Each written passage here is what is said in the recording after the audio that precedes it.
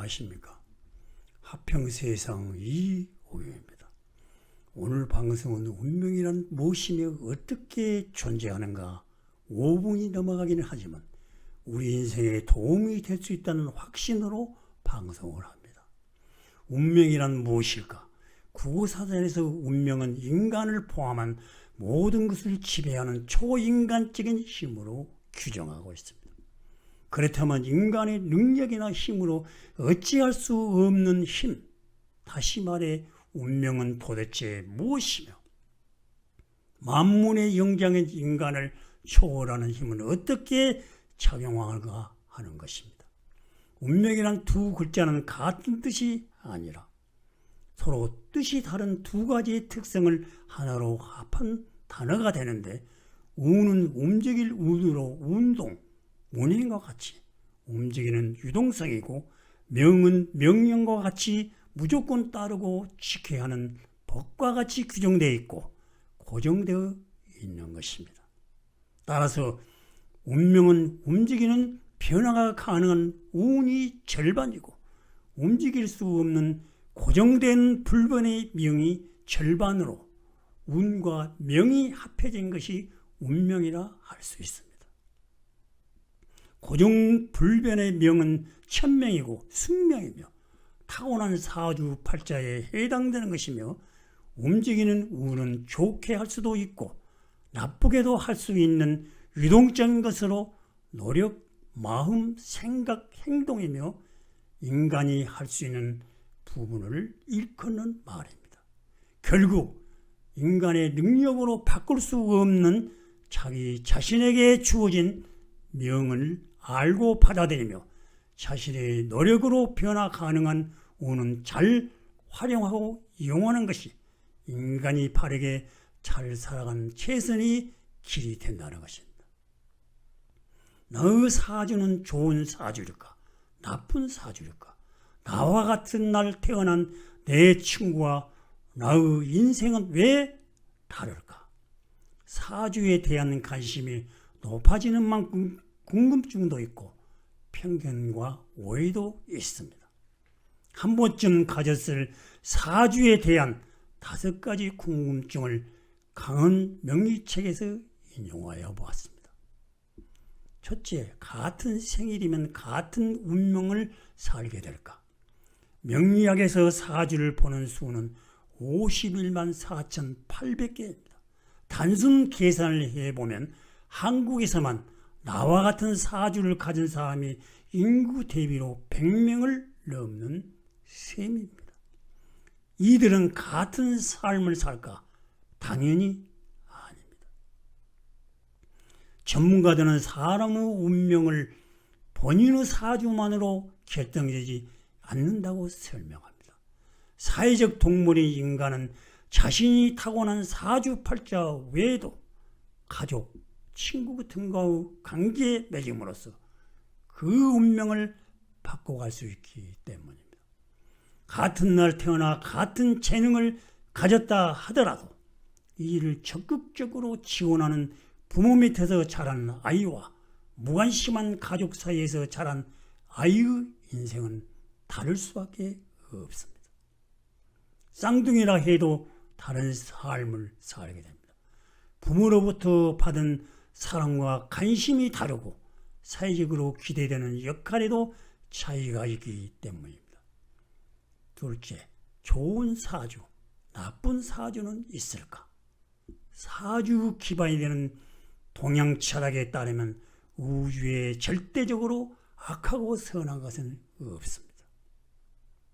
사주는 음양오용의 균형을 중요하게 여기는 양은 음이 될 수 있고 역시 양이 될 수 있습니다. 서양 기독교 문화권에서 선악의 대결이 명확한 이론론과는 결이 다릅니다. 서양의 이론이 절대적이라면 동양 철학은 상대적이고 역동적이며 융합과 변화의 가능성이 열려 있습니다. 우리가 살아가는 우주에 절대적으로 고정되어 있는 것은 없다는 것을 인정한 게 동양 철학 사주 시작입니다. 이런 관점에서 운명은 결정되지 않았기 때문에 좋은 사주와 나쁜 사주는 없습니다.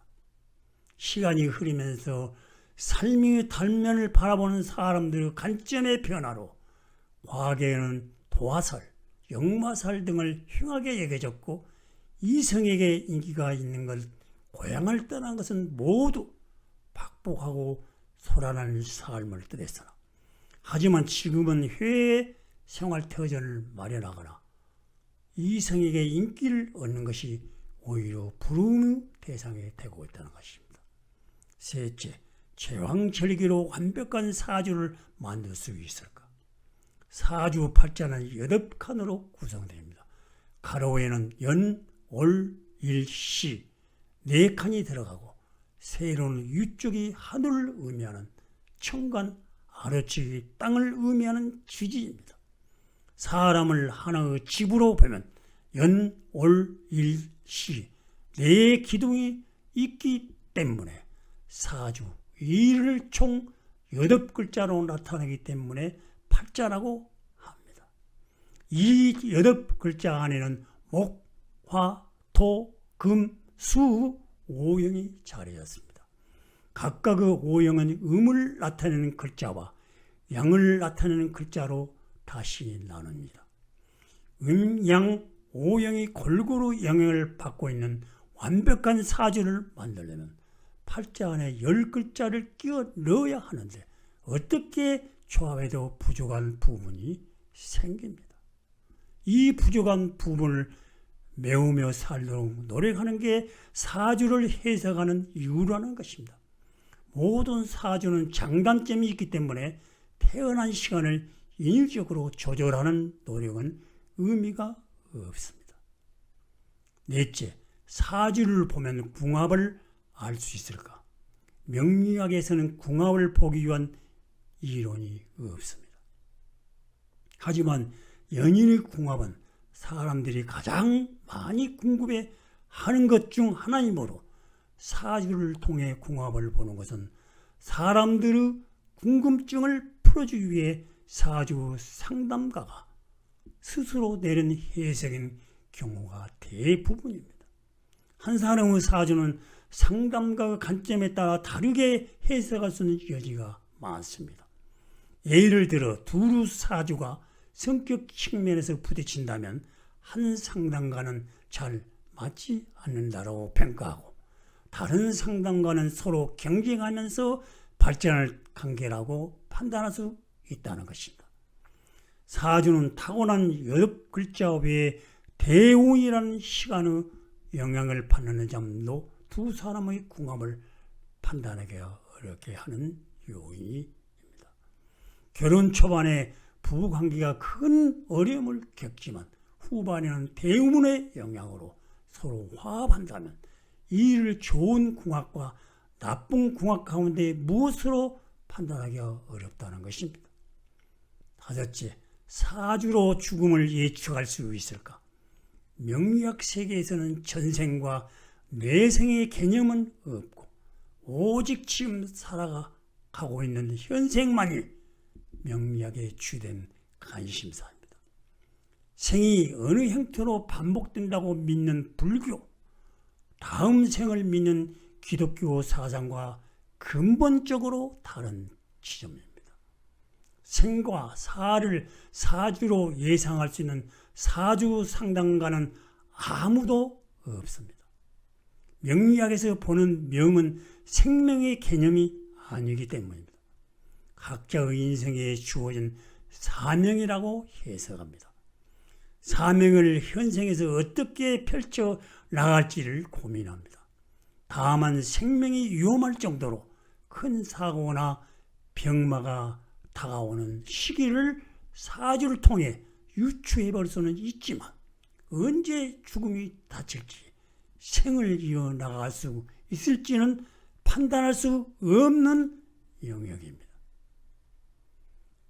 끝으로 필자는 이 방송을 준비하면서 운명은 자기가 스스로 결정하고 만들어갈 수 있다는 것을 새삼 깨닫게 하였습니다. 시청해 주셔서